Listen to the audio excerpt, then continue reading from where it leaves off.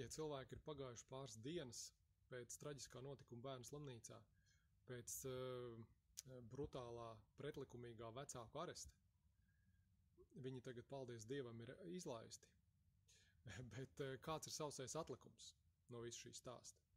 Un sausais atlikums ir tāds, ka vienkārši mēdīji jums brutāli melo. Vienkārši melo. Paskatieties, ko raksta Delfī. Delfī raksta, ka meitenītes tātad izņemtas no slimnīcas ar difteriju, slimas ar difteriju. Iedomājieties, bet kāda ir patiesība? Un man ir reāli pierādījumi. Man ir 4 analīzes. Manā rīcībā ir 4 analīzes no šīm meitenītēm, kuras tika testēts uz difteriju. 19. septembrī abām meitenītēm analīzes uzrādīja negatīvu. Un pēc tam 20. septembrī, lūk, skatāties, arī abām meitenītēm ir negatīvs rezultāts. Ja? Un iedomājieties, Delfī atļaujās tik rupjā veidā melot, kad ar difteriju slimi bērni izņemt no slimnīcas. Viņi nebija ar difteriju slimi bērni, to apliecina 2 analīzes. Un tikai tad šie vecāki izlēma izmantot savas 6. pantā, pacienta aizsardzības likuma 6. pantā noteiktās tiesības, atteikties no šīs ārstēšanas. Jo viens bērns jau bija miris. Viens bērns jau bija miris, un ir vēl jānoskaidro, kāds bija patiesais nāves cēlonis. Vai tā bija ārstēšana, vai tas bija kaut kas cits, jo bērns jau tika atvests uz slimnīcu, runājoši un staigājoši, un slimnīca nespēja sniegt mūsu cēlā zinātne, visvarenā zinātne. Nespēja 10 dienās sniegt nekādu palīdzību, stāvoklis tikai pasliktinājās katru dienu. Tādēļ jūsu katra uzdevums, skatāties, jūs nevarat ticēt ne Delfiem, ne TVnetam, ne visiem šiem, ne Latvijas televīzijai, viņi vienkārši jums melo.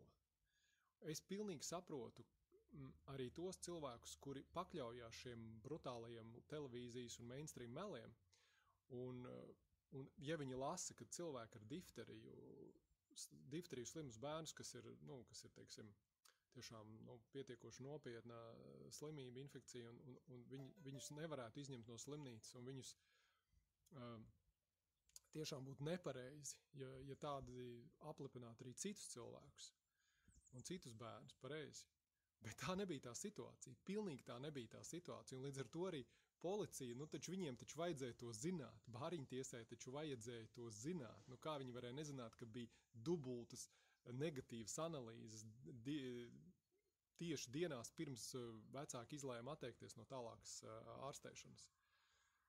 Tas taču ir vienkārši kaut kas, neiedomājams, tas vienkārši parāda, cik tā visatļautība ir milzīga, cik mēdī var atļauties tev vienkārši melot, viņi tev uzskata par pēdējo idiotu, ka viņi tev pat nevar analīzes, viņi būtu kaut vai tai mātei piezvanījuši un pajautājuši, kāpēc viņi ņem tos bērnus ārā, un viņi būtu skaidri un gaiši paskaidrojusi, ka reku ir dubultas analīzes, kad nekā difterija nav, ka visas analīzes negatīvas, un mēs varam šos bērnus izņemt ārā no slimnīcas, un tas ir pilnīgi loģiski, un jebkuram ir tiesības atteikties no ārstēšanas, jebkuram ir tiesības atteikties no vakcinācijas, tas ir katra tiesības, jūs taču neesat pērtiķi vai kaut kādas tur žurkas, kurām var špricēt iekšā, kas pagadās.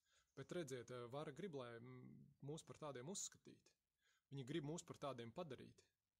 Un aiz mūsu stulbumu un aiz mūsu naivumu, ka mēs uzticamies šiem Delfiem, ka mēs uzticamies Latvijas televīzijai, visiem šiem mainstream meliem, mēs arī pieņemam absurdus lēmumus, un mēs nepamatot tiesājam un nosodam šo ģimeni.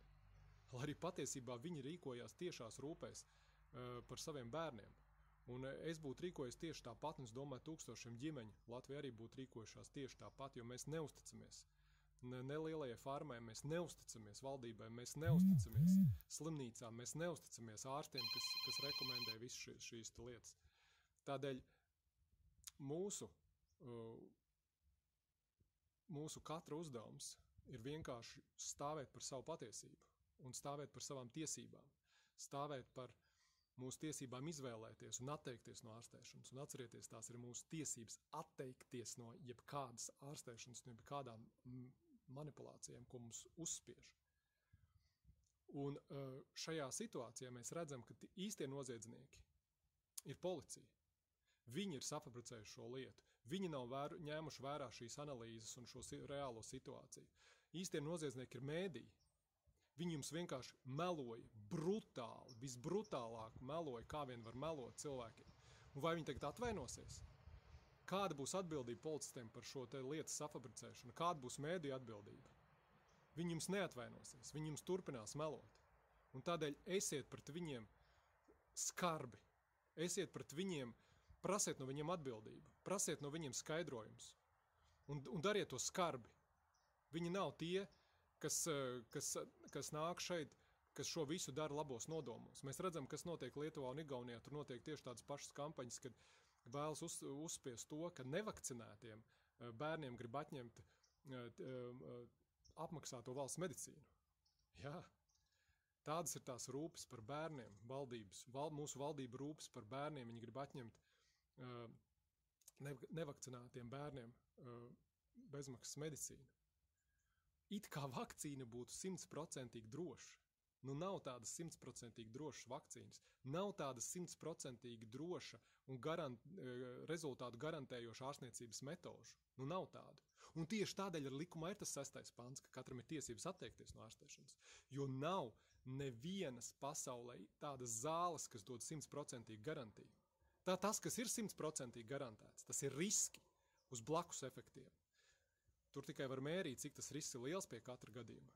Un tādēļ arī katram ir izvēles iespējas. Un tādēļ arī cilvēktiesību dokumentos un likumos, kas mums šobrīd ir spēkā, ir izvēles iespējas katram cilvēkam. Un ziniet to, un izmantojiet to.